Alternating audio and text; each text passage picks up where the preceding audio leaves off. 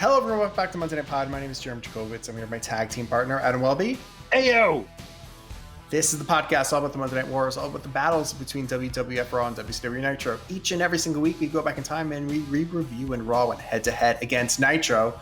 And at the end of the day, we're trying to figure out who really should have won the Monday Night Wars, right? Adam, why should people listen to what we have to say? Well, on top of the reason that you just gave, Chair Bear, which is an incredible reason to stick around. Also, for our pod heads who've been with us for a while now, they know how much this whole story is heating up in the WWF and how much the NWO is taking over in the WCW, and they don't have time to go through these things. Both shows are 2 hours now, so if you're going to watch two two-hour shows of retro wrestling every week on top of the crippling amount of wrestling that you already have to watch since there's so many hot inter-brand angles nowadays, like, come on, you're not going to have time to relive the Monday Night Wars unless you do so through Monday Night Pod, and that's what we're here to do. That's a good reason. Well, you say 2 hours. Nitro went way over 2 hours this week, but we'll get to that. But yeah, that's a pretty good reason, but also because we both used to work at WWE, both used to work in WTAP library. Our jobs were to watch all of wrestling, and that's what we still do. Oh, yeah. Well, yeah, we still do, but it's not so much our job anymore. We're doing it because the podheads demand it. Yeah. That's true. It is, well, your definition of job, I guess. Yeah, right. Of course. But yeah, I mean, obviously that reason, obviously the amount of knowledge that you learn here about, my goodness, everything outside of wrestling too, that we talk about TV production, we talk about video games, we talk about movies, we talk about trends. Come on, Monday Night Pod. This is the place to be. It's all here. Anything on your minds, or would you like to jump right into it this week? Oh my gosh, there's so much on my mind. I mean, just coming off of a really exciting week. Obviously, we're seeing all this inter-brand stuff coming out, thanks to the best wrestler in the world right now, Kenny Omega. That's an indisputable fact. Thank you very much, anyone who wants to say it's Roman Reigns. But you know what? We should, well, I don't know. Jared, is anything on your mind right now? I'm just playing a lot of PlayStation 5 these days and you know, getting into the cyberpunks a little bit. You tell me. I'm just mostly trying to buy an Xbox. I got to be on my computer 24/7 and try and get one. So it's a lot of clicks. Mm-hmm. Just sitting there clicking the mouse over and over and over again. That's how I'm spending most of my days. Yeah. Except for when we're watching this old school retro wrestling, just for you, the pothead. Oh no, the opposite, Adam. I'm able to keep clicking on my phone as I'm watching wrestling, so I'm taking care of two things at once. Well, now that we're both each doing one show, I have my undivided attention on the one show. Come on. But yeah, man, exciting week of wrestling. Some cool stuff coming up. Obviously, this time of year can kind of be when it slopes down, but I'm really excited about all these Dynamite specials that they got coming up and whatnot. So yeah, it's good to be a wrestling fan right now. And it was pretty good to be one in 1997. Just specifically in February 17th, 1997. Is that right? Yes. And if you guys joined us in the last full episode, you know that we've decided to split the responsibilities a little bit of leading the show, since the shows Raw and Nitro have gotten just goddamn too long. So this week, Adam, you're in charge of Raw. Would you like to take it off? I would love to, now that we're in our time machine. So we are going live from the Nashville Arena in Nashville, Tennessee for Raw this week. Let's keep in mind, last week we are coming off of, as Jeremy mentioned, we are coming off of Thursday Raw Thursday, or Raw Thursday Raw. It was a little confusing for announcers at time to time, where Shawn Michaels had to relinquish the WWF Championship because he has a knee injury that is possibly career-ending. But maybe we're walking that back a little bit today. But let's get right into it. We got a cold opening. We got a cold open of the show right here. We're going right into Sycho Sid's entrance because, as you might remember, last week we were going into In Your House Final Four or Fatal Four or whatever it was. Final Four. Where because of Shawn Michaels relinquishing the title, the Final Four-way match, Fatal Four-way match, became Final the Four, WWF Adam. champion. So here's the difference. Oh my gosh, I can't even. I didn't watch it, but I know what happened. It wasn't a Fatal Four-way because it wasn't a pinfall match. It was a Final Four match because they took the last four competitors at the Royal Rumble, and it was an over-the-top rope match. There it is. So that's why it's called Final Four, not Fatal Four-way. There it is. And a little bit of a spoiler alert for this episode is We're in the throes of the rise of Stone Cold Steve Austin right now. So my beer for the show today is a Broken Skull IPA, El Segundo, Steve Austin's beer. Going to have a sip of beer for the working man before we get into this one, because we are starting the show hot with what was promised a WWF Championship match between Sycho Sid and the winner of that Final Four match. And the winner of that Final Four match, and your current WWF Champion, is Bret Hart. So our opening bout, Sycho Sid versus Bret Hart for the WWF title. As I said, cold open with Sid coming out for his entrance. Then Bret Hart starts to make his way out. And before the match can start, here comes Stone Cold. Sip of beer for the working man. Stone Cold immediately attacks Bret Hart, beating the hell out of him. Ref starts pouring out, and they're trying to separate the two. But Stone Cold, this is a Texas rattlesnake here that we're seeing coming out. And so when Sid kind of gets near him, he immediately turns and chop blocks Sid's knee. Looks pretty nasty. Sid sells the hell out of it. Sid goes down as Austin gets pushed out of the ring, and Sid is yelling, "Damn it! Damn it! Damn it!" under the bottom rope. As Austin is escorted out of there, and the refs don't allow the match to happen. And that's the opening of our show. Jeremy, what do you think? I thought it was great. I think especially Sid's cell drop was fantastic. Because again, it wasn't those things, it was him yelling, "Damn it." It wasn't JR and King. No, Vince isn't there tonight, by the way. We'll see him later, but he's not out announcing. But yeah, I love that it wasn't JR being like, "Oh, God damn, his knee's taken out." It was Sid just being like, damn it, and shoving the camera in a way. Like, it all felt very real. And even him taking the knee out, like, didn't look that bad, but it looked like one of those things that would really hurt. He didn't like put the steel chair around it and Pillmanize it, but it was a more legitimate injury.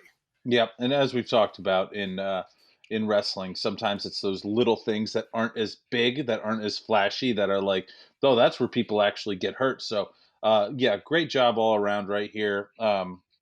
Sid's killing it. Sid's killing it. Gotta give it to him. Sid gets a lot of flack for, his time at the top, but I mean, honestly, it's not that bad. Obviously it's not great, but it's not great as a ring worker or anything like that, but we'll find out a little bit more of that tonight. Yes. Anyway, here we have some replays coming up next. We have a replay of Shawn Michaels crying and giving up the title at Raw Thursday. And then we have some replays from the Final Four match yesterday. And it is actually making me kind of want to go back and watch it, because holy hell, Vader took a chair shot to the face, and they said that his face looked like hamburger meat. My goodness, it did. It was gross. Pretty darn bad. But anyway, we're not here to talk too deep about replays, because next we're going backstage to get Sycho Sid's opinion on what just happened. He does a lot of yelling, and he's pissed off about what happened in the ring, and he does his usual, "I am the master and ruler of the universe." So, awesome. He screams. He does his Sycho Sid screaming thing. Super intense, looks like $1 million, all that thing we've talked about before. Great. Moving on. We have our first real matchup here. Mark Miro with Sable is going to be facing Savio Vega with members of the Nation of Domination. This match goes 4 minutes and 16 seconds. PG-13 is obviously there to wrap Vega out to the ring. In the crowd beforehand, we see Farouk, Clarence Mason, and what looks like maybe a couple other brothers in suits up there to put up the fist, which is great. They're giving that in approval of Savio Vega. Anyway, we have a little back and forth match here. It's a lot of punches and kicks, but these guys are going really fast. You know how Miro likes to work, and Savio is obviously so good, so there's not a lot of downtime in this match. The Nation keeps trying to get involved on the outside, but Sable is doing her best to fight them away. Keep in mind now they're making Sable a little more physical out there, so she actually is like giving a good kick to the PG-13 guys and keeping them away. Anyway, eventually Sable gets chased into the ring, and the Nation of Domination follows her, and the bell rings. I guess it's a DQ. So Miro and Sable are getting cornered, and looks like the numbers game is going to catch up to them, But out comes Ahmed Johnson in some wonderful salmon pink pajamas with his 2x4, and he scares everyone off. I guess they couldn't handle the color of those pajamas, and now it is Miro and Ahmed and Sable standing tall in the ring. First of all, his 2x4 is like 20 feet long. It's cartoony. But, and yes, he looks ridiculous. Every week he somehow looks more ridiculous than the week before. But, he gets a massive fucking pop once again. So what do I know? Yeah. You know what? We've talked about people who look ridiculous sometimes on the show. And it's weird in wrestling because you can look ridiculous sometimes and it still works. And then you can look ridiculous and it doesn't work. So, like, for example, because we like talking about some modern stuff, we've discussed that, like, you don't like Miro's look. But, like, I think last week on Dynamite he came out. It was the Dynamite Diamond Ring match between Orange Cassidy and MJF. And Miro was wearing the most ridiculous outfit that we've seen in a long time. But I like his attire in general. I don't like his ring attire. Oh, okay. Well, his ring attire is what I don't like. I was just going to make an argument that I loved his attire from last week now that he's like a full-on heel because he's being an insufferable streamer, right? Like he's being that character. He's being that guy, and it's working now. It's starting to work. It's starting to inch on better, I think. But anyway, that's a modern thing. But you have any more thoughts about Miro and Savio Vega? Nobody cared about them. They cared about Farouk, and they cared about Sable, and they cared about Ahmed. So, yep, it's very true. And I think I read that this might be our last time seeing the Wild Man Mark Miro gimmick. But only time will tell because next we have Bret Hart backstage. And I was thinking at the beginning of this, yay, we have another one of those segments that Jeremy loves, where the announcers are talking to them, but you can't hear it back. So, you know what? That's great. Whatever. Bret Hart says that Stone Cold keeps getting in his business, but all he can do is look to the next match. He says he's going to get through Sid and everyone else, but says they're all great contenders. He can only look out for number one.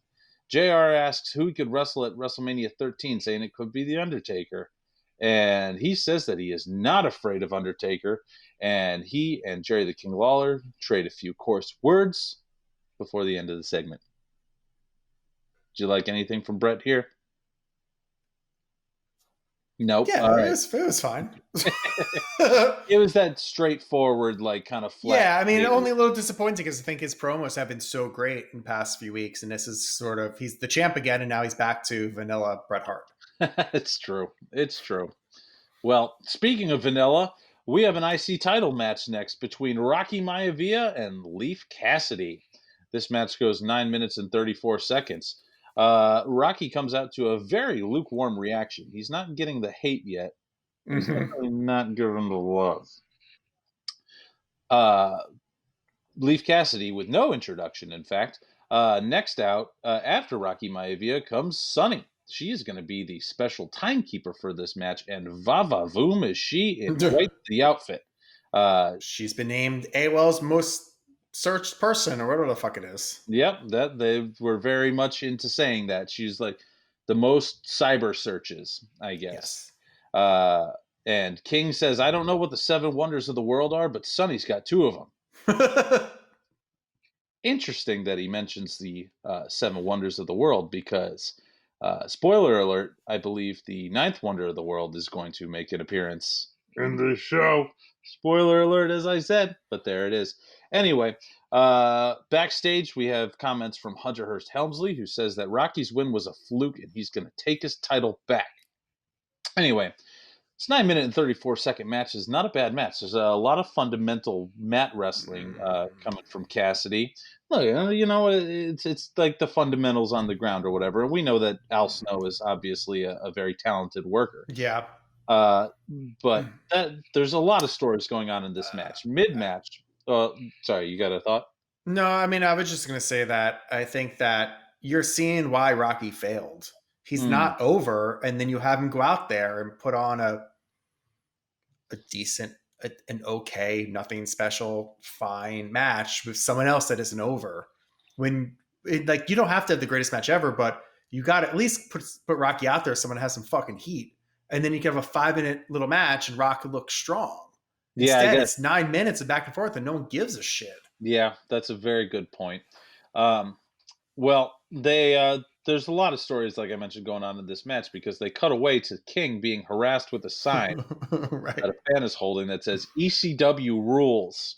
Very clear that this is purposely being caught. So, anyway, into this match comes Rocky catches Orange, or I wrote Cassidy in here and I just said Orange Cassidy. My goodness. Well, it's his younger brother, no? Exactly. Rocky catches Leaf Cassidy with a huge cross body and then picks him up and puts him down with a shoulder breaker for the win. There's your match. But you already had some thoughts on that, Jeremy, but let's talk about what happened. I said all I wanted to say. Yes, afterwards it's more exciting. Exactly. So, speaking of things that are happening nowadays with Interbrand's promotion, after the match, King is over there with the ECW rules sign guy, and he takes the sign away from him. He says that nobody even knows what ECW is. He says it's a place for a bunch of misfits and has-beens. A friend of his went to a WCW match, and they took away his Jerry Lawler's rules sign. So he thinks that's unfair. It's interesting. He mentioned WCW directly on camera there. I don't think we've heard those 3 words. His point also didn't make any sense. Right. Exactly.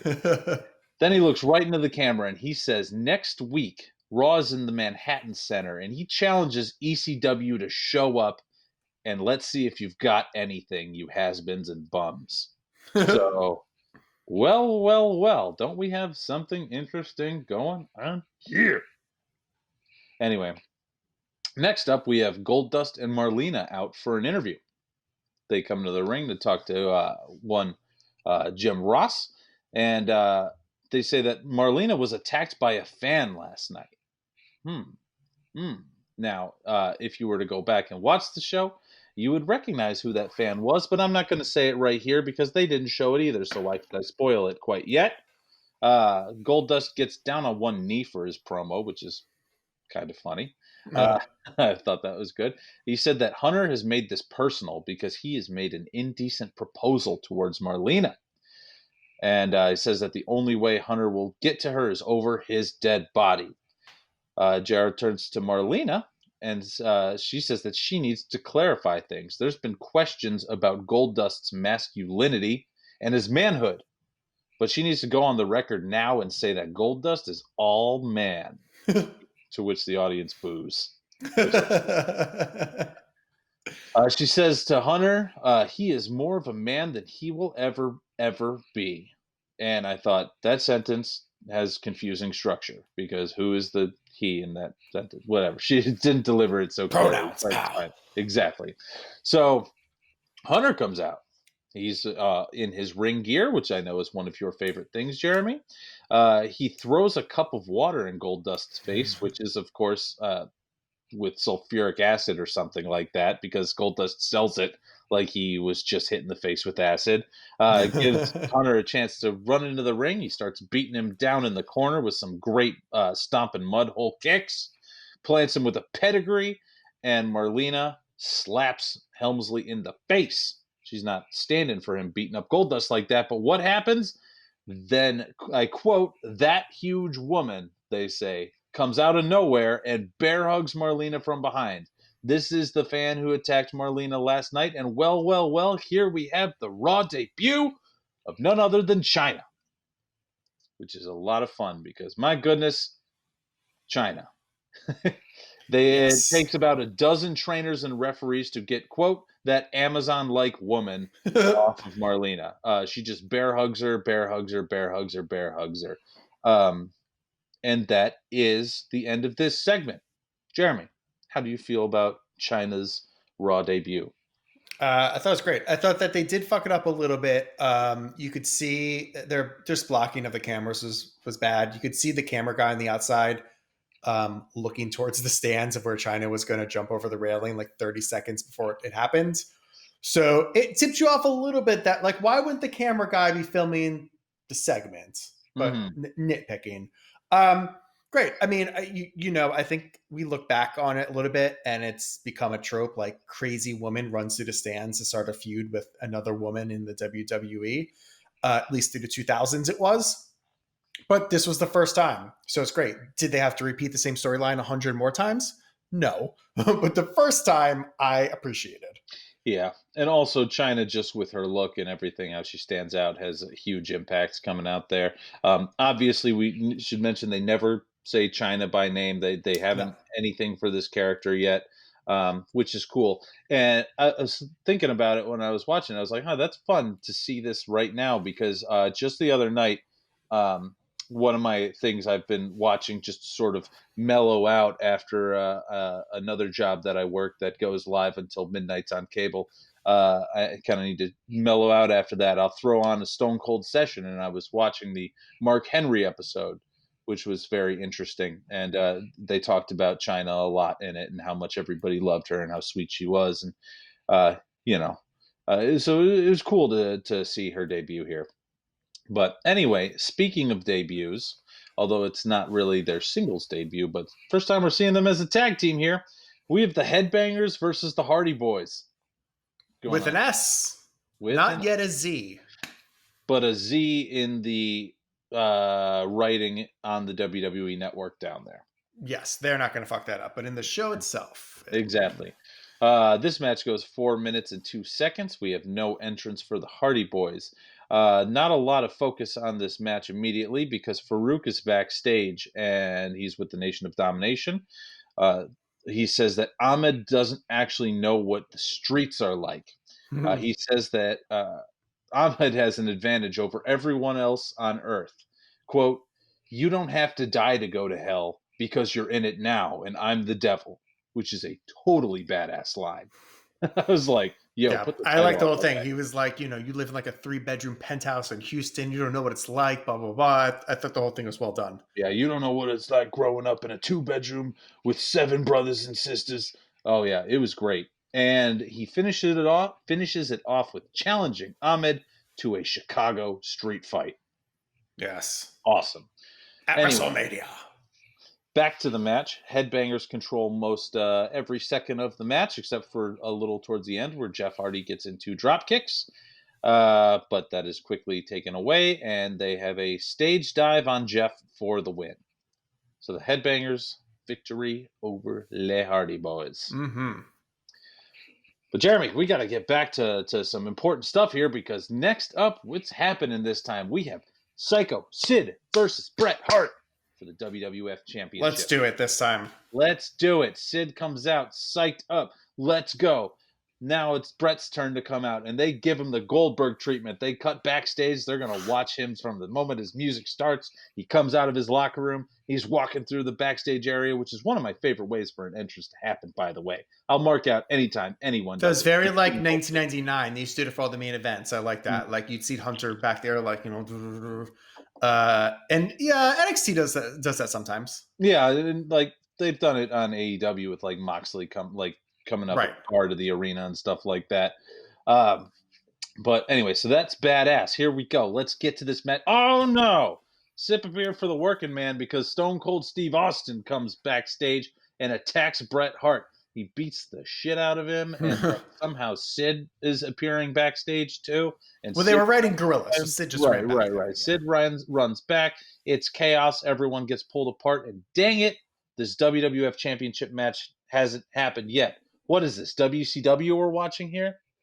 They will address that. Yeah, even Vince is like jumps out at Gorilla. Did they even mention why Vince wasn't on commentary and then you just see him at Gorilla? It didn't really make any sense. No, but they didn't focus on him there, so you had to have an eagle eye like Jeremy did. It's a Tony Khan moment, if you will. TK, I guess is what the boys call him. Sure. But well, speaking of Tony Khan, we'll go to the Tony Khan of that company, as they say. Gorilla Monsoon is with Kevin Kelly backstage. It's been too much chaos here. Gorilla says ever since the Royal Rumble, Stone Cold has headed out for Bret Hart. But he says that this is the WWF. They're not like other people. They won't just tease the viewers. and he promises that we're going to have that title match tonight. Yes. Big promises. Now, let's get to our next match because we have Flash Funk with the Funkettes versus Owen Hart with Clarence Mason.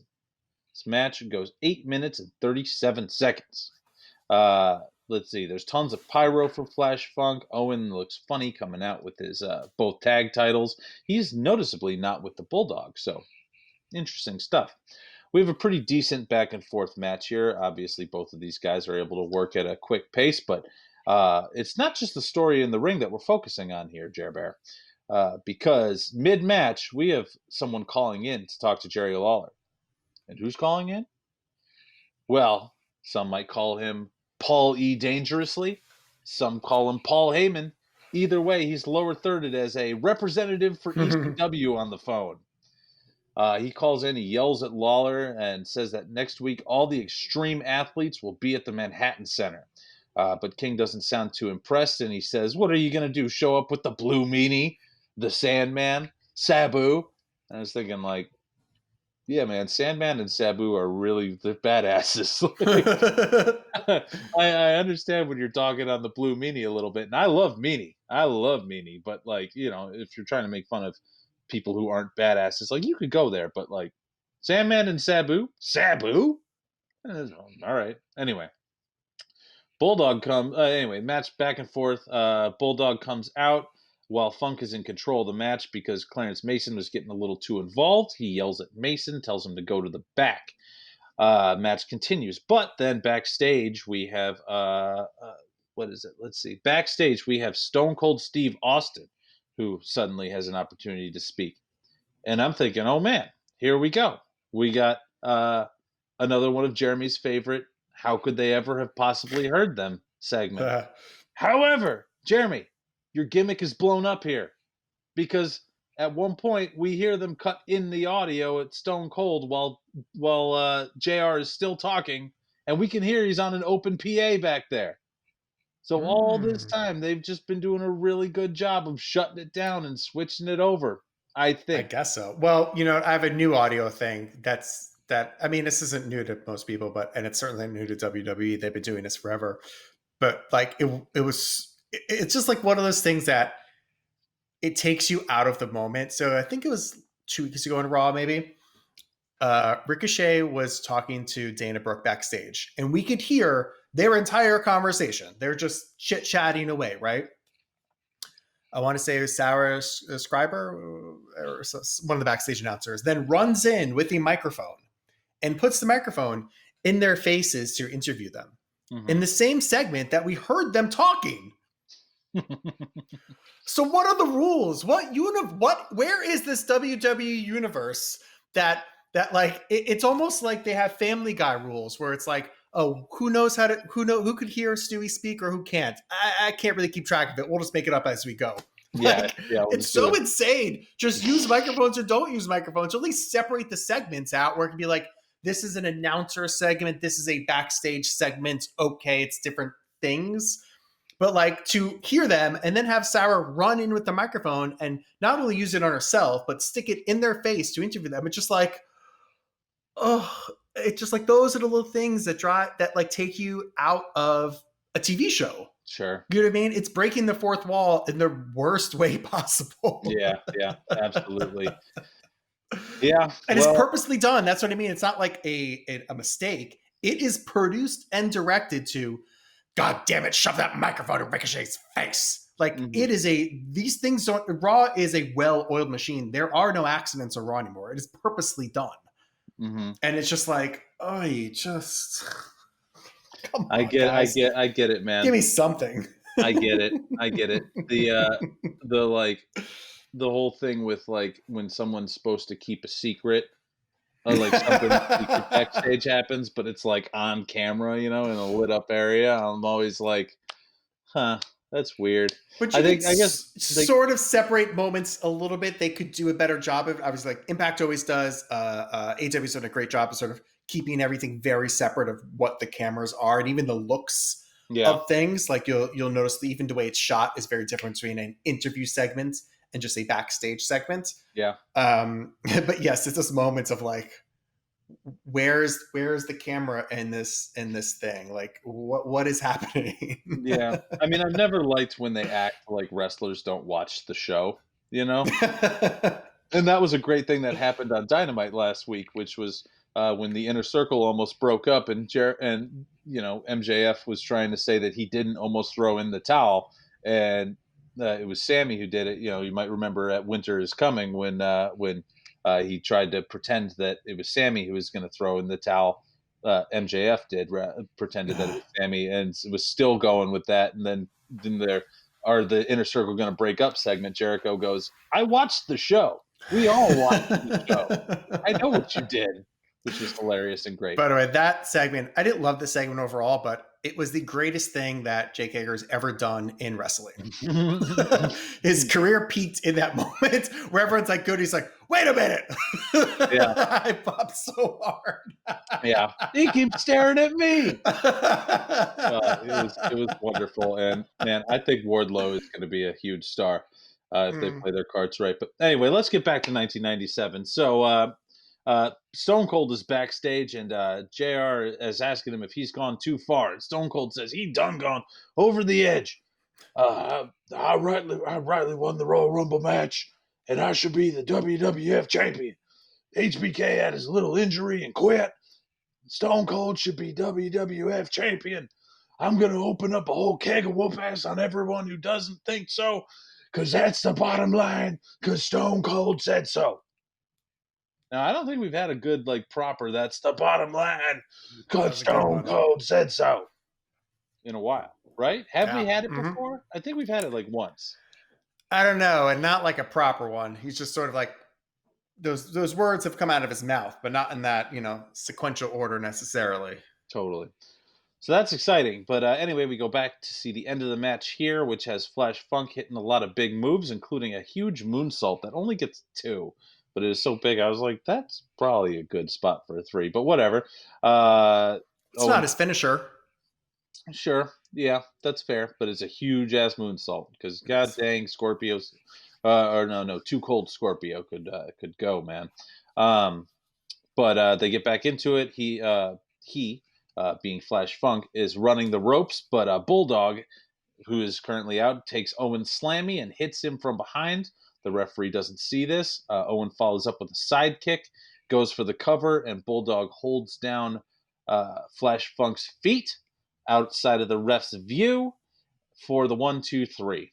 And I thought... When you say outside the ref view, you mean quote unquote outside the ref view, because it was clearly within view. He just didn't decide to. He just didn't look up and see it. Yes. My final note is, what terrible, terrible reffing by a baby-faced Mike Chioda. You also kind of saw Flash Funk move into position to make sure that that his body was there too. It was not a well done finish, but whatever. Yeah. Two blatant cheatings so close to each other, but as you said, whatever.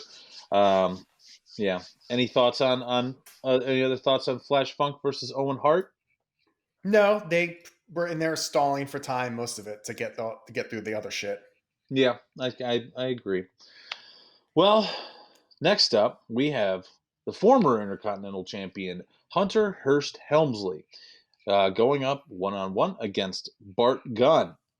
This match goes 4 minutes and 35 seconds. We have the Honky Tonk Man on commentary, and during before the match, JR asks Hunter who the woman was that attacked Marlena earlier. Remember, that was Chyna, but Hunter says he doesn't know and he doesn't care. Goes into the ring again. No entrance for Mr. Bart Gunn. Most of this match is arm bars. So armbar for 4 minutes and 35 seconds, until eventually Goldust comes running out and chases Helmsley out of the ring.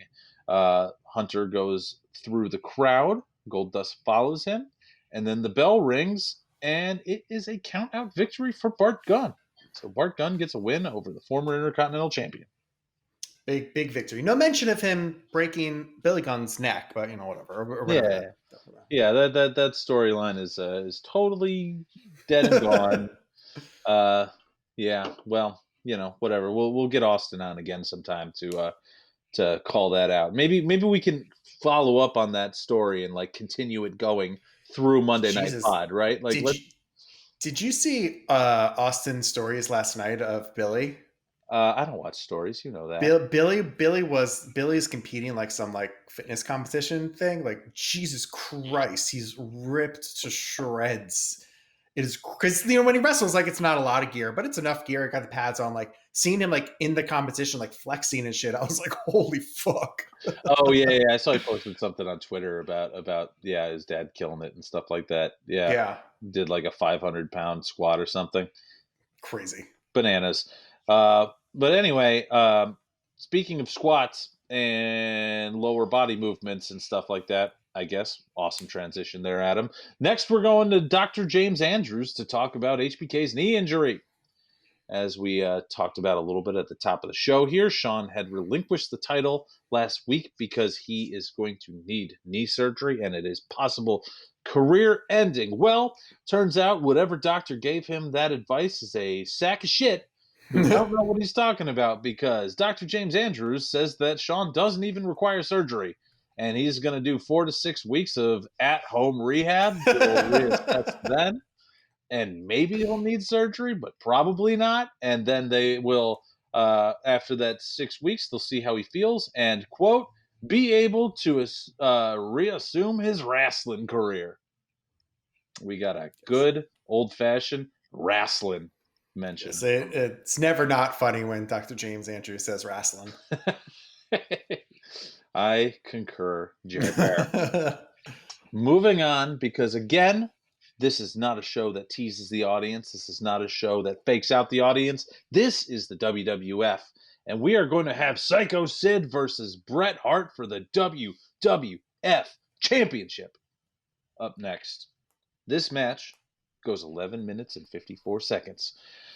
So, third time's the charm here. The story of this match is Bret focusing on Sid's left leg, because obviously we know what Bret is going for in the end. He's going to take out this gigantic Sycho with the figure 4 to retain his title, or at least that's his plan. We have the famous figure 4 on the ring post spot before they go into a commercial, which looks brutal and looks great.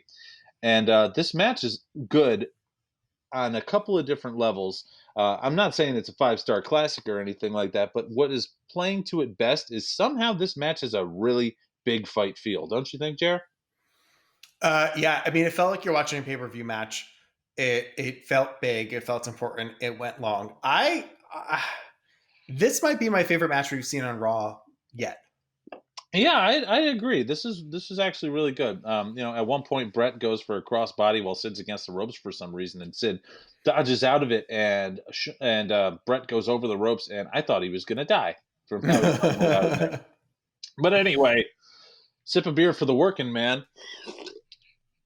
Because obviously, Stone Cold Steve Austin is not going to lay by backstage and let this match happen as much as he's been messing around with these guys tonight. Stone Cold comes out, but the ref is not watching, and Sid knocks him the fuck down. He is not going to let him get back into this. Sid on the outside looks like he's set up for a Canadian destroyer, but he just jumps over in the spot, and he does like a little roll-up. But Bret turns that into a sharpshooter. What the heck? This is going to be Bret retaining his title. The referee is right on Sid's face, asking him if he quits. He's really taking a focus on Sid's face because he doesn't notice when Stone Cold comes up on the apron with the steel chair and gingerly graces the back of Bret's head with one of the weakest chair shots I think I've seen in a long time. He didn't want to make a noise. He's like, if you hear the thwack, then the ref knows I did it. If I just hit him enough where it's going to hurt but not make a sound, then I could get away with it. Kayfabe the gimmick, Jeremy. I like it. So, anyway, this makes, obviously, Bret go limp. He relinquishes his hold of the did I say figure 4 this whole time? I meant the gosh, sharpshooter. So yes. So, but anyway, he's in the sharpshooter, and he lets go of it when he gets hit in the head. Sid crawls out, and it's time for a power bomb. Sid grabs him, picks him up, slams him down, and for some reason the ref has a slow 3 count, but nonetheless very slow. It's a 3 count. and the WWF title has changed hands on Raw for, I believe, the first time. Probably, yeah. Yeah. Which is pretty freaking awesome. And Sid holds the title above his head. It looks tiny, tiny, tiny in his hands. Jared, before we get into the next thing, and the crowd chants Sid while this happens, by the way. Yes, Sid they're very happy. Super over, yeah. So, Jeremy, before we get into what happens next, do you have any other thoughts about this match? Like I said, I think it's probably the best match you've seen at Raw. Not that I've seen every Sid match, but this is definitely, if you were looking for the best Sid matches of all time, I'm assuming this is up there. And two, just sort of think back, like, just remember those fucking slogs that we saw Bret Hart do, a year and a half ago, where he just like didn't give a shit. Mm-hmm. Like, to what we start off in Raw and what we're getting now is just night and day, significantly better. Absolutely, I agree. It was a very good match, and just one more factoid, really quick, before we get to the end of here. How many times would you guess? Because I looked this up. How many times do you think the WWE title has changed hands on Monday Night Raw? 30 years of the show, 30 or whatever it's been. How many times do you think the title is changed? World title, not just WWE. No, WWE Championship. So not Universal, not World Heavyweight. Not World Heavyweight, nope. I'll say 10 times. You're close. Okay. Not that close. It's 14 times.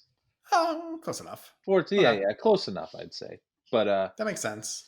Anyway. But you have to remember that the WWE title wasn't a Raw title for a large portion of its history. So yes, absolutely. So anyway, so JR is yelling that Sid will now meet Undertaker at WrestleMania 13, and the Undertaker bell rings. The lights go out, and out comes Taker. He gets in the ring, and he's face to face with Sid, but Sid ain't afraid of Undertaker. They're just sitting there growling at each other, nose to nose, and we hear that this match for WrestleMania 13 is official, and the show goes off the air. Yes. Jeremy, that was a solid Raw, actually. Yeah, I mean, I think a few things. I think, I think if the title didn't change hands, or if we didn't get such a great main event, I think the start and stop on that match would have bothered me more. The fact that we got something legitimate out of it lessens it. Like, if we still got like a shitty match at the end of that night, I'm like, oh, fuck you guys. Like, to tease it so many times, but I think it worked out that way. I think that pushed it over the edge. I think there are some things in there I didn't love, but at the end of the day, they built their WrestleMania card in one night with some great storytelling and at least one great match. It's not much more you can ask for. Yeah, I agree. I was thinking about it as I finished it, and I was like, if you look back, like on paper, like this Raw actually kind of sucks. A lot of it, Miro versus Vega doesn't really matter. Maivia versus Leaf Cassidy, obviously, is kind of a nothing. You got a headbanger squash match, but the thing is, they're dipping into this really good story throughout the night of getting to this WWF Championship match and actually delivering on that match. And then on top of that, there's another story I'm super interested in. Oh my God, ECW is coming to show up on Raw next week. There's a couple of really interesting things peppered into some, not great side dishes in this meal here. If you, if you brunch boys don't mind me getting into a little bit of food analogies here, but I'm thinking that overall, like, this is a Raw that I am very satisfied walking away from, and especially when you see a world title change hands, Right. I was thinking even this was maybe my favorite title match I've seen since we saw Luger versus Hogan, right? Or wait, was that a title match? I can't remember. Luger versus Hogan. I don't remember. It was our 1995 match of the year, so we really should have remembered, but whatever. I don't remember what happened on Raw last week. I'm supposed to remember something we watched a year and a half ago. Oh, please. You were just talking about, yeah. Our retro Raws. I was going to say, you were just talking about Ricochet, but, whatever. Someone has to, I guess, right? Absolutely. to quote the Young Bucks, hey, it's Ricochet. Remember that guy? Anyway, that's Raw. But we don't only cover Raw on Monday Night Pod. We got to check the other side of that coin, don't we, Jer Bear? Yes, let's go to Nitro. They are live from the Florida State Fairgrounds in Tampa, Florida. This episode, number 75. I've actually shot at the Florida State Fairgrounds in Tampa, Florida, at the Florida State Fair. What did you shoot there? Oh, the State Fair, you said? A show called Deep Fried Masters. Ooh, very exciting. Spent a week there.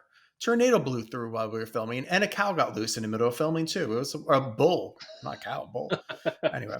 What was the best thing you ate when you were there? I don't know if it was the best thing, but the most interesting thing I had was a deep fried ice cream cheeseburger.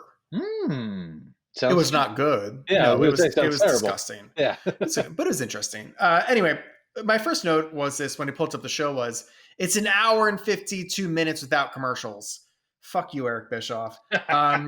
Anyway, we opened with Anzio coming in limos and they're starting to walk to the arena, but oh my God, someone is taken out from behind. They go check on him. We don't know who it is yet, but someone was attacked. And we go to our first match, Adam. It's Rey Mysterio Jr. versus Superbrawl. This match goes 6 minutes. Before the match starts, we cut backstage and we see Big Bubba was the one that was attacked, and he's being taken away in an ambulance. And Mr. Wall Street will be joining him in the ambulance. So great. The two of them not on Nitro.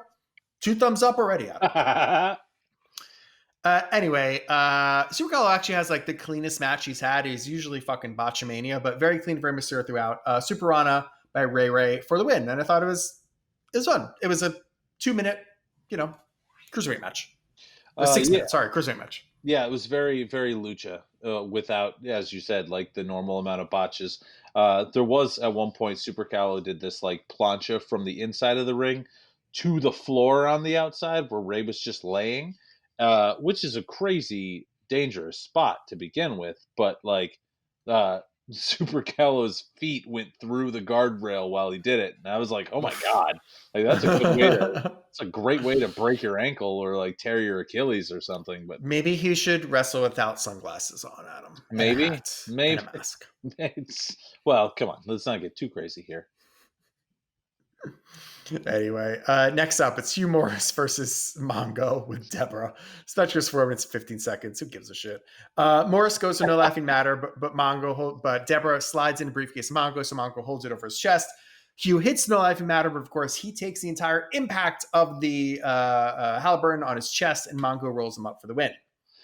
Now, I'm no physicist, not since the fire anyway, but I was thinking that if that happens, if you were holding the Halliburton briefcase and got hit with a no laughing matter, I don't think exactly you would be like popping up right after. Like, I feel like having that on you would actually hurt you more. Like when we've seen like it hurt you. I don't know. I see both ways. Like, you saw the end of the Jeff Hardy Elias match a few weeks ago where it was the opposite. It was supposed to do more damage to Elias when he put the violins on him and then he jumped off and Jeff nearly fucking cracked his skull open.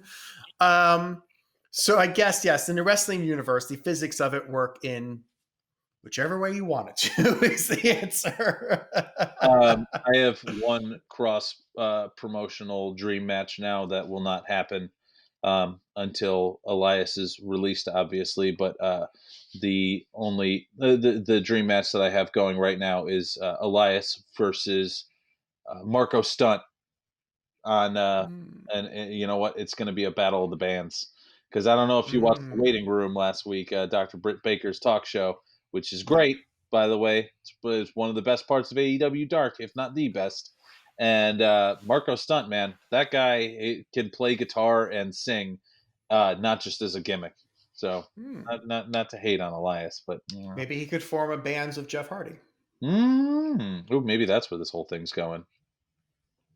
There you go. Anyway, the replay of the Piper Hogan stuff from 2 weeks ago that we saw with Piper's son getting involved. Blah, blah, blah. Next up, WCW Cruiserweight Champion Dean Malenko versus Robbie Brookside. This match goes 3 minutes. Before the match, Dean cuts a quick promo talking towards Six, talking about how his father actually trains Six, which is interesting. I did not realize that. Anyway, it's pretty one-sided here. Standing vertical suplex into the Texas Cloverleaf. A little sloppy getting in, but eventually locks it in, and Robbie Brookside gives up very quickly. Well, speaking of training, I actually looked up because I was like, this is Robbie Brookside. I don't know. The name sounds kind of familiar. I looked it up. Mm. Do you know what Robbie Brookside is doing nowadays? He's an NXT trainer, Adam. Exactly. He teaches one of, it said the beginner classes Mm-hmm. at the Performance Center. I also was looking at this, and on the network, when they have their little thumbnails for what you can decide what match to see. The thumbnail in that is Robbie Brookside, and considering he is 100% a jobber in this match, I thought, I wonder if that's because Malenko's a producer on AEW right now. And you know what? I'm not going to be convinced it's otherwise, because it's just petty enough to be a pro wrestling thing to be real. Strike him from the record. Anyway, Six comes out yelling and screaming. He says that Dean's own man is dead, along with his respect for the two of them. He never liked Dean anyway. He says, you've been ducking me since you knew I was coming in. And that's why he had to steal the belt. It was the only way for him to get a chance at the championship. And Dean chases him away. Now, I don't know if we're going to talk like it's just straight up heat here, but I was thinking about it, and like, I hate Six, and Six doesn't wrestle. Like, have we seen Six wrestle Well, on he Nitro? had a broken back, and then he came in all out of weight and out of shape. So I guess I don't know. I don't think we've ever seen Six wrestle on Nitro.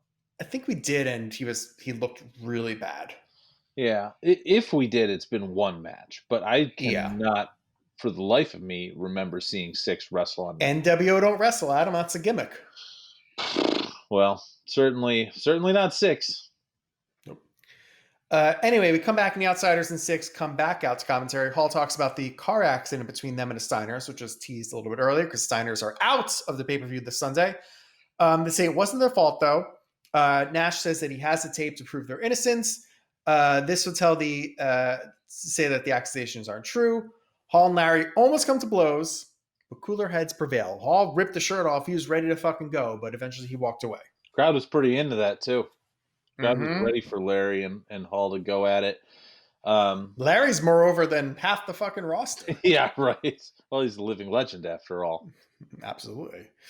Next up, the Outsiders probably shouldn't have made those claims that they weren't responsible for that crash, since they have a tape of it. But we'll talk more about that later. Well, Adam, we'll see what it says. We'll see what it shows. You know what I mean? Yeah. Anyway, amazing French Canadians with Colonel Robert Parker versus Public Enemies next. The match goes 4 minutes and 45 seconds. Amazing French Canadians get in their gimmick as we see Harlem Heat watching on from the stands.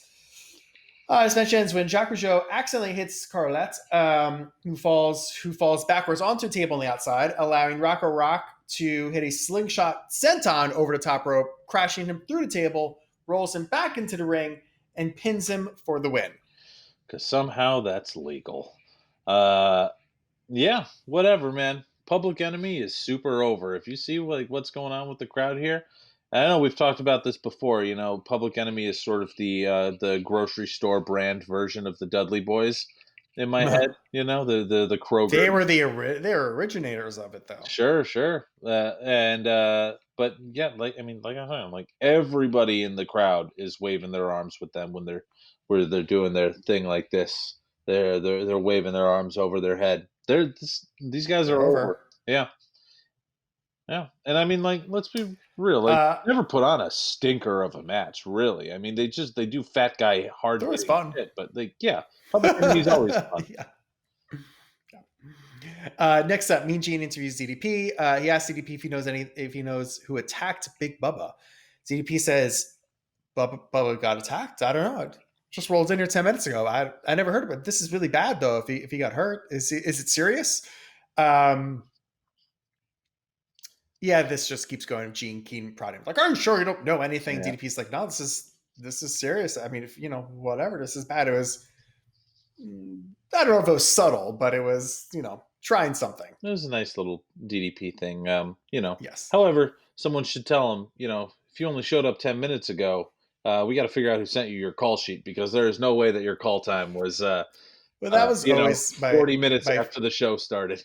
That was always my favorite attitude trope of, like, an hour and 20 into the show, they would show like Vince arriving. It's like, Vince, the new competitor, didn't want to show up to Raw early. Oh, no. Yeah, Or like, The Rock with the WWF Champion. Oh, Champion doesn't want to show up on time? Oh, okay, cool. Yeah. Even though it's always cool to see a car roll up and someone get out of it and be like, of course. It's like, yeah. With the owner of the company. yeah, right. Like, someone's going to have to fire that production manager because they're not getting their call sheets, putting the right times on there. But anyway. Next up, Adam, the WCW TV Championship is on the line. TV champion Lord Steven Regal, versus Prince Iaukea. This match goes 3 minutes and 30 seconds. Mean Gene asks Regal on his way down to the ring about facing off against Rey Mysterio this Sunday. He calls him a dwarf, and then says that he's in the perfect condition. And as he continues towards the ring, he's not in perfect condition. In fact, he is bigger than he should be. Yeah, he actually looks pretty out of shape compared to what we've seen him. Yeah. And it's like someone looked at him and they're like, he looks fat. Let's make the gimmick that he thinks he's in great condition. Yeah. That'll rib him. I mean, who knows what was, obviously Regal had his demons and who knows what was going on with him then. But, Lord Steven Regal in this compared to like what he looked like in his parking lot brawl against the Belfast Brawler a while back, where he looked like $1 million. I mean, my God. It looks like the difference between me in 2019 versus me this far into quarantine in 2020. Goodness gracious. Anyway, Regal is dominating, so he decides to take time to call out Ray Ray. Ray Ray comes out to the stage, and Regal continues to yell at him and not pay attention to Prince Iaukea. And Adam, that is not a good idea. He had him down. He could have pinned him, and instead he's posturing towards Ray, yelling at Ray. And Prince Iaukea is able to crucifix pin him, I believe, or just basically roll him up and pin him for the win. And Prince Iaukea is the new TV champion. Well. You can't turn your back on a blue chipper like Prince Iaukea. I was thinking also when I was watching that, it was like, did you mean to say that? What? Blue chipper? Blue chipper. Well, I like in the context of where Nitro is and where he is. Well, I just mean this feels like something we watched a week ago. Another quote-unquote blue chipper getting a surprise victory over in a mid-card title match. Yeah. Who both come from Pacific Islands. Another Polynesian prince, perhaps. Like, you are not totally wrong there. I was also watching it and I was thinking I was getting some just from the victory and where it's going. I was like, you know what? What's old is new again. And that's pretty similar to the Leon Ruff stuff that we had going on. Obviously, when they're allowed to use steroids back in the day, Prince Iaukea looks 1,000,000 times better than Leon Ruff. But you know what I mean. And also, Johnny Gargano meant to lose Adam so he could be a 3-time North American champion. Did he say that on NXT? He said it on Twitter. Oh, okay. He said that he was like, they're playing checkers and I'm playing chess, was his point. Got you. Okay, perfect. Well, anyway. Wonderful. Next up, Adam, it's a referee match. Nick Patrick versus Randy Anderson. This match goes 45 seconds. They're both dressed in ref gear, but different ref gear. It's interesting. Nick Patrick is dressed in like stripes ref gear. Randy Anderson is dressed in like the blue and bow tie, which I believe is more normal WCW. Yeah. And then the ref in the match, Jimmy Jett, is dressed in white and bow tie. Mm-hmm. Anyway, I really wish that someone nowadays would bring back the bow tie ref look, like just for like a main event match or something like that. Did they do that for the greatest wrestling match of all time? I am not sure. I can't remember. They went all old school. It wouldn't surprise me. I don't remember that, but anyway. Funny By the way, sorry, we're really quick interrupt you. This is also kicking off hour number 2 here. So big deal. Yes. Randy Anderson gets no music but has pyro. So cool. Anyway, before the match starts, Jimmy Jett hands something wrapped up. It looks like wrapped up brass knuckles, puts them into Randy Anderson's hand. Nick Patrick is doing his thing and jibbing and jiving, whatever, and Randy just fucking punches him in the face, knocks him out cold, and pins him for the win. At this point, Eric storms out because he is fucking pissed. Eric screams at both of the refs, fires Jimmy Jett on the spot, tells Randy Anderson he's fucking gone too, throws them both out of the building. heat on Eric Bischoff because the announcers have been coming over and over again about all of Randy Anderson's kids and whatnot. And again, as Mhm. we talked about last week, Randy Anderson's a cancer survivor. Like come on, this and Mhm. you're gonna fire this guy, but Bischoff said, "You guys know better. You're referees." Yeah. Ridiculous. The whole thing was stupid, but it lasted under a minute, so whatever. Absolutely, absolutely. It was You know what? harmless. It's stupid, but also it's like so stupid that it's kind of hilarious because, as you mentioned, Randy Anderson getting pyro is like fucking funny, man. Like that's good. Anyway, next up, Adam, it's Roadblock versus Chris Benoit with women. This match goes 2 minutes to 30 seconds. Like, Roadblock's gear is just a fucking disaster. It's even worse than it usually is. His gear, he has like knee-high socks on, black short shorts that make it look like a street, like gravel or whatever. And then his whatever shirt is a construction sign. It's like, Yeah, I yeah. can't. But I fully admit, and I've talked about this all the other times that we've seen him. I love Roadblock. He feels like a dinosaur. Like I he hate him. feels like a dinosaur out of like he's just so big, but like also old, but like also can move. Like I love Roadblock. It's not like he's ever winning these matches that he's out there for. This is great. Come on. I don't want to look at him. Anyway, George Steinbrenner is in the front row. Hi, George. This is apparently his arena. He's a big Tampa person, so that makes sense. Anyway, Roadblock ends up on the outside. Woman slaps him. Roadblock continues to get in her face, and Benoit loses his shit at that point, beats the crap out of him. Flying headbutt ends it. Now, I watched this, and obviously being a Roadblock mark like I am, was enjoying it. Pretty good little quick match here.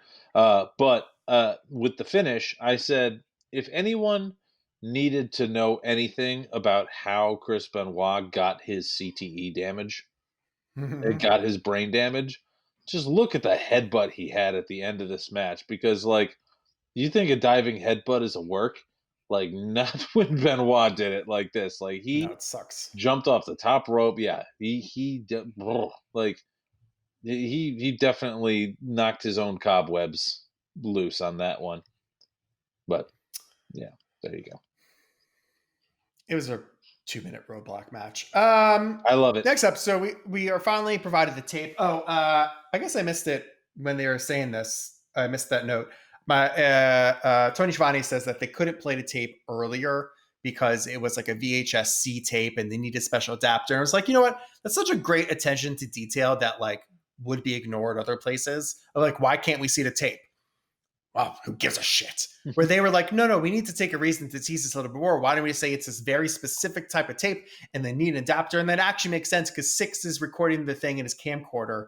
And those little stupid tapes would not just be in a production truck to use because that's not how they shoot TV. So yeah, I like that. Yeah, it'd be like nowadays if somebody got like a security camera or traffic camera footage. Like I get this a lot in my TV career that I do is we'll get footage in that's from the Minnesota Department of Public Transportation, and it was shot on a camera that's on the highway somewhere, and you get the file in, and it's a .vfw file or whatever. You're like, what the hell is this thing? And you try to open it with VLC or something like that, and it doesn't work. And then you have to have your AEs go through and figure out, that's the modern day version of this. So if you kids, you pothead kids that are home thinking about it, that's some context. You get the tape, it ain't opening in what you got. So there you go.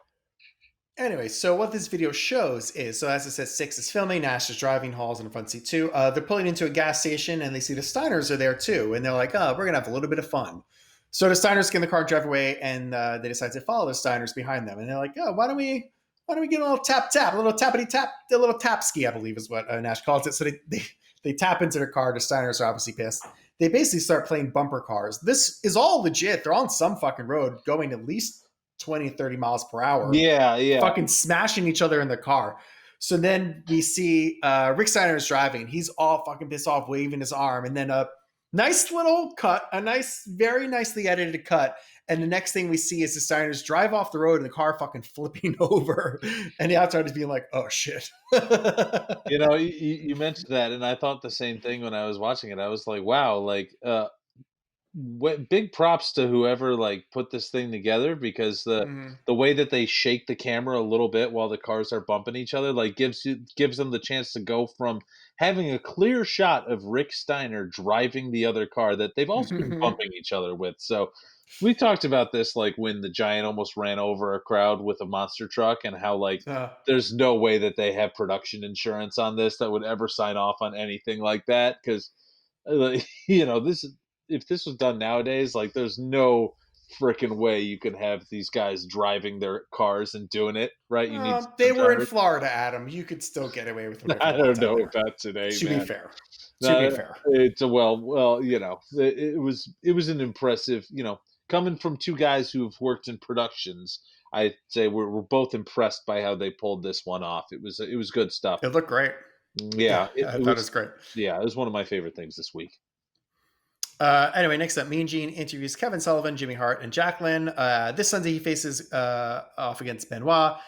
Jackie and Woman will be strapped together ringside at him. Anyway, Kevin talks about being raised in Tampa. Woman made him live in some shitty penthouse in Daytona, took him out of the streets. But this Sunday, they would see whose fire is hotter.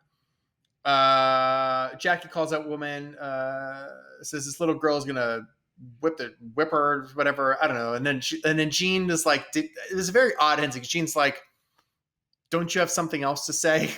And she's like, yeah, Nancy, you got a big fat butt. And it's like, why did Gene tee her up for that? The promo was over. Was he like, oh, God damn it, she forgot the line? It was Yeah, very odd, right? Because he was like, don't you have something else to say? yeah, that was my impression. It was like, yeah, he is like, hey, you got something else? Yeah, yeah, like he knew the line that she forgot.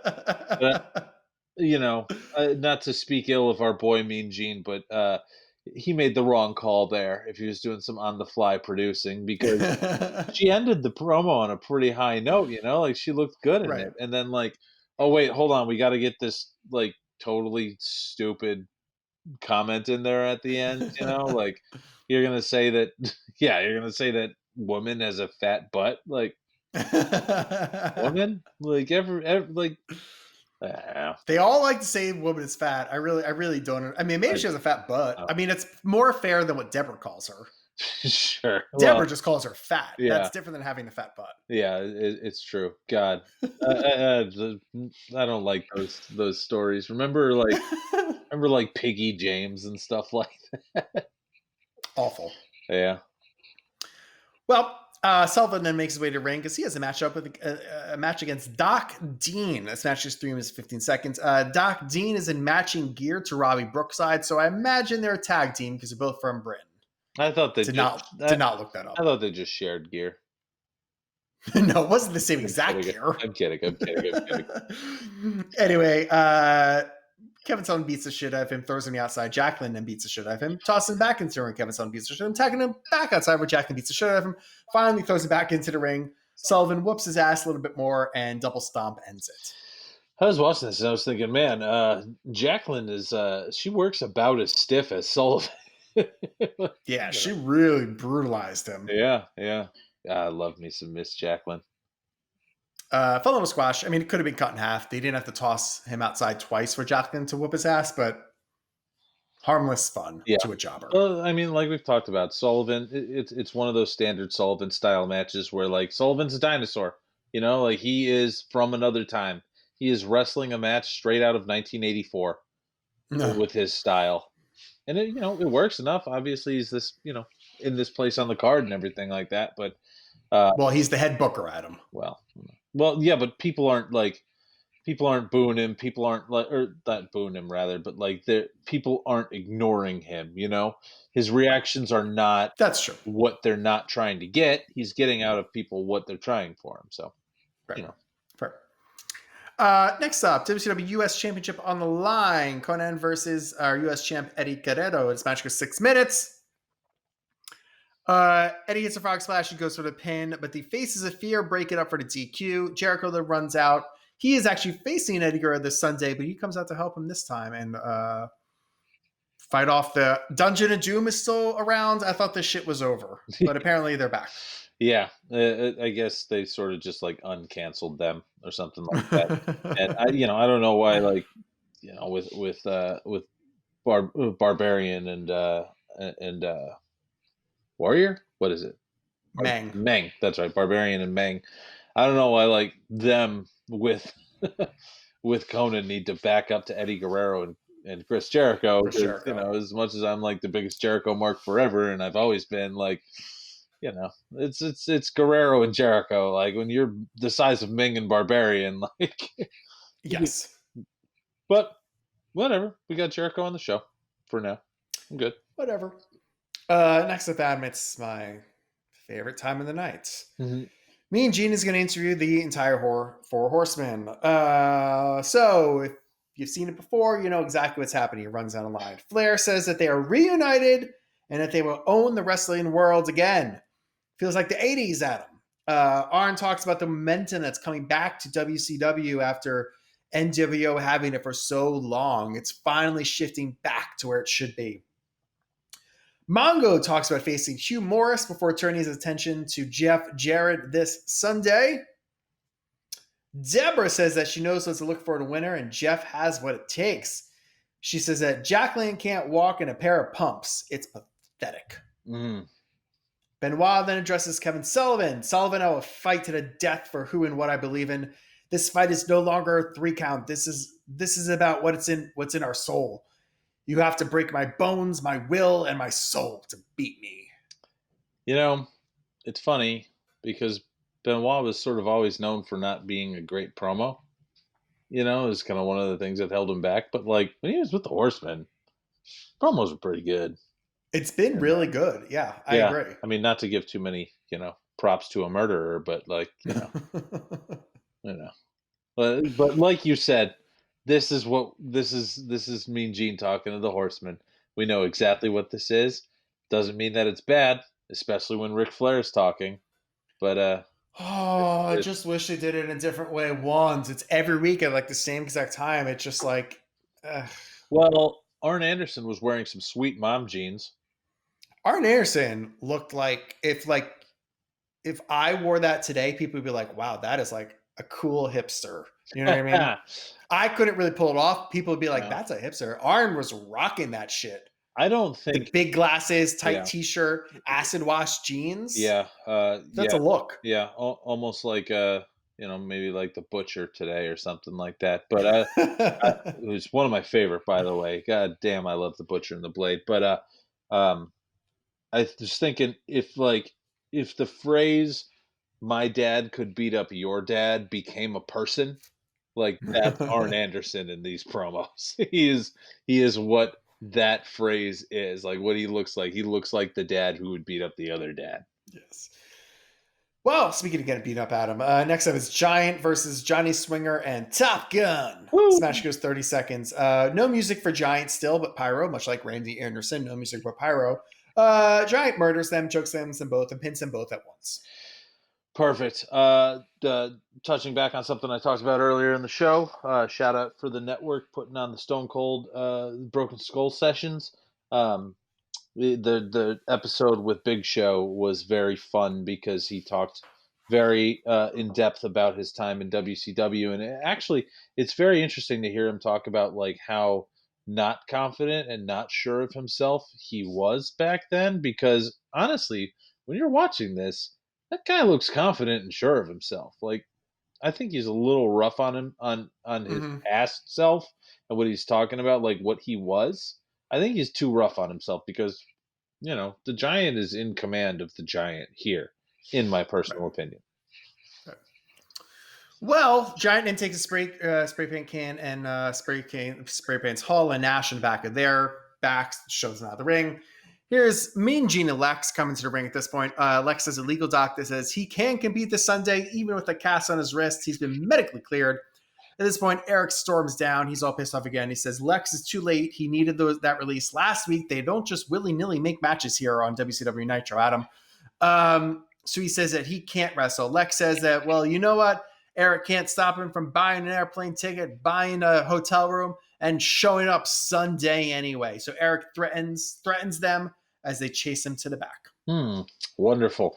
I don't even know what's the name of the pay-per-view this week because everyone keeps saying this Sunday. I I believe really can't remember.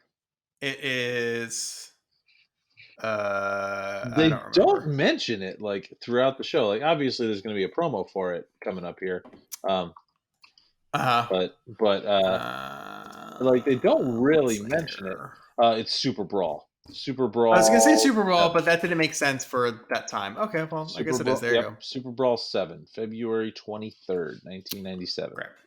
It was a sellout crowd of 13,324 people in Cow San Palace. Francisco. Yep. Well, yes, Adam. Next up, they've been teasing all night. We're live at Alcatraz, Adam. So basically, Piper is being a fucking lunatic. You know what's funny is, so Apple changed it to ducking. When Six said ducking earlier, I almost read it as fucking because my brain just puts it back to what I think it's going to be. But no, this time I actually meant to say fucking. That time. Yeah, it'd be nice if there was just like an I'm an adult setting that you could put on like your phone. Android, the superior operating system, learns how you type, and it'll suggest it once, and then when you say no, it'll never suggest it again, like a proper operating system. The last Android I owned froze up and crashed while I was trying to call 911, and I swore I would never own another one. So 15 years ago? It was like circa 2000. It was while we were working at the WWE tape library, actually. So it was probably a very long time ago. Yeah, 9 years ago. And I will blame the phone rather than the operating system. Yeah. Anyway, Piper is locked inside of a cell. He says that he's been dead inside since the age of 13, so Hogan can't kill him. He says Hogan is a facade. That's why he walks around the airport in full gimmick, but because he just wants the recognition. He says that he will stay here for 7 days until he destroys Hogan. So Piper's plan, Piper put a lot of work into this segment, by the way, getting like a satellite truck out to Alcatraz to have a live feed back to the show. Produced this whole segment, locked himself in the cage, and is now going to sleep inside of the cell alone in Alcatraz for a week until the pay-per-view. If we're kayfabing the gimmick, yeah, sure. If it's a shoot, I think he might be on a set of some kind. No. So he's actually at Alcatraz. It was not live. But no. So the story behind this is Piper had a friend that works at Alcatraz or whatever, and he's like, I got this great idea. I'm gonna go and cut this probe, and like before Eric even like approved it, he's like, here it is. And apparently he sent like a tape that was like 45 minutes long, and Eric's like, well, I guess we got to cut this fucker down and get a promo out of it. Well, that's good. But you know what, like I really liked the idea of that, like him saying that, like he, even though obviously I'm sure he didn't spend a week in a cell like that, but I mean, they have a pay-per-view in San Francisco, like it follows, you know what I mean? Yeah. Like it plays this idea. I like when people talk about like their prep for a match. Like we don't hear a lot of prep for match kind of stuff. It's kind of like how, just a couple weeks back when Darby Allin faced Cody Rhodes for the TNT title, and instead of staying at I believe this one, I don't think it's a work, where Darby said he didn't stay in the AEW provided hotel the night before that. He slept in his car just like he did in his indie days to like keep himself grounded and like understand exactly where he's come from before he's going for the TNT title, which has become a significant championship in a very short amount of time. So I like stories like that, and this would be a cool thing. Like you're going to fight in San Francisco. Well, Piper's going to lose his mind for 7 days in a prison cell. Like, hell yeah, let's do it. Let's go.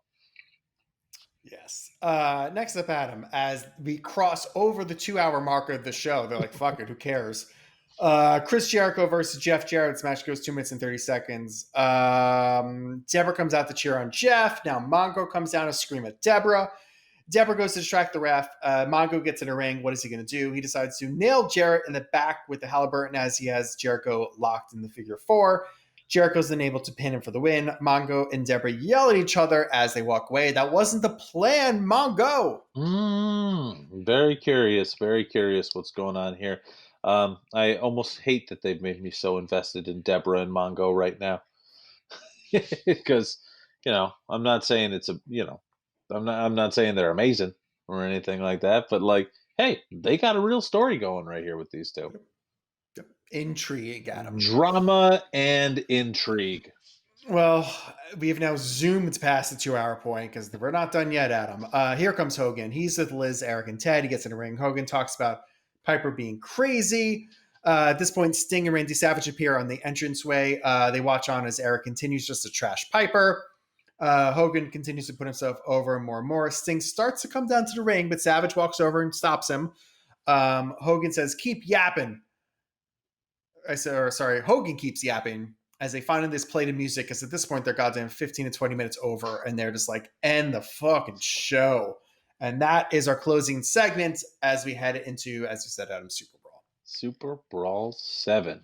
That is the end of Nitro. Huh. You know what? Overall, I like that show. There's some really good matches in there. I did, but I think like you could cut the show and make it 2 hours, and it would be so much better. Yeah, very much so. I cut out the 4 Horsemen thing better. Cut out the U.S. Championship match better. Cut out. I know you like fucking Roadblock. Cut out Roadblock and all. Like Benoit appeared on the show multiple other times. Like you could get through these stories without having these little 3-minute matches that mean nothing. Yeah, right. I mean, I would cut 6 personally, but you know what I mean. He didn't wrestle. I know. I just dislike 6. He just went from stealing one title belt gimmick to stealing another title belt storyline. Which makes no sense. Whatever. Or does it make total sense? Because that's his modus operandi. Great. Yeah, but it's a little fat, but like overall, I was like, there's a lot of stuff I enjoyed on this show, and overall, it was not a bad show. I just think that like it went 20 minutes over, and there's easy ways to cut 20 minutes out. Yeah, and I loved the Outsiders stuff. Honestly, I agree. I thought that was really well done. Yeah, one of the best since they debuted. Like the thing that honestly I would cut from this whole thing when we're talking about cutting things is just like the freaking Hogan promo at the end of the show that we've seen a million times already about like. Yeah, I guess like why not end with the Piper thing of him being a lunatic? Yeah, which was awesome. Yeah. Right. So, so an imperfect Nitro, or even like Hogan watch like cut back to Hogan watching it backstage and him like flipping out or something. Like breaking a fucking TV with the bat, or like just reacting to their promo instead of like the whole thing of the music, the entrance, the show them the muscle. It's like the whole the Savage thing. As exciting as it is to see them and the intrigue of what they're going to do, I could have done without that. Yeah, didn't need that whole thing. And that could have been placed elsewhere. Right. They could have been looming while the Outsiders were out there starting shit with Tony or something like that, or Larry rather. But you know what? I think coming off of this week, going into our thesis statement of the show, who deserved to win the night between Raw and Nitro, my thought is that we have 2 imperfect shows that were both very enjoyable. Like some weeks we come off of this and we're like, oh man, that other show was a slog. And the other one was just okay. But like both of these shows, I thought were good. Well, which one did you like better, Adam? That's true. We're not here to call a draw. Having enjoyed both of them, having loved like the Outsider stuff on Nitro and everything like that, but recognizing the significance of the first WWF title transfer on Raw and really just enjoying the story of that throughout the show. And then, of course, the teasing with ECW and the crossover promotion there, which, by the way, like Nitro's done crossover promotion where they're talking about New Japan and their presence in Japan and stuff like that. But like they just talk about it. Like nothing happens. Nothing's promised to happen. Yeah. Like we had Paul Heyman on the phone talking about ECW on Raw. So, all that being said, I think tonight Raw February 17th, 1997 is the superior show. I agree. The people did not agree, Adam. Nitro got a 2.9, Raw got a 2.1. There you go. There it is. Wonderful.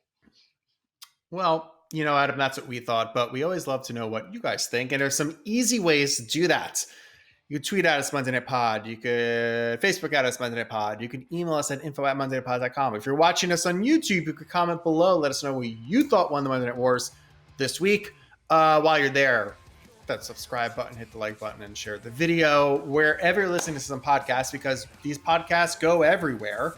You can follow, subscribe. That is amazing. If you're listening specifically on Apple Podcasts, you can leave a 5-star review. That's very helpful. Yep, write a little blurb there. Tell us about what you're thinking of the show. Tell me if you're liking my Hawaiian shirt gimmick going on here. If you're watching of it, well, I guess you wouldn't write that on an Apple Podcast review right there. Dang it. I'm totally losing my stuff here, man. We've gone into the 11th Watching it hour. right on YouTube. Right on. Yeah, we've done what Nitro did, which is go 20 minutes over. Well, you know what? This is what happens when the last show week. goes 20 minutes over. We have 20 more fucking minutes to talk about. Right. And you know what? We went light last week because we only had Raw Thursday to talk about. So, you know what? I'm all right with giving the podheads this little extra bit here, as long as the podheads are all right with, sharing the show a little bit, letting us know what you think, telling us what you're excited about in wrestling today. Tell us what you're playing on video games right now. Let's freaking get into it, man. Let's talk about stuff that we enjoy. Keep going with the Podheads and Monday Night Pod. Sip of beer for the working man. Broken Skull IPA. There it is. Bye.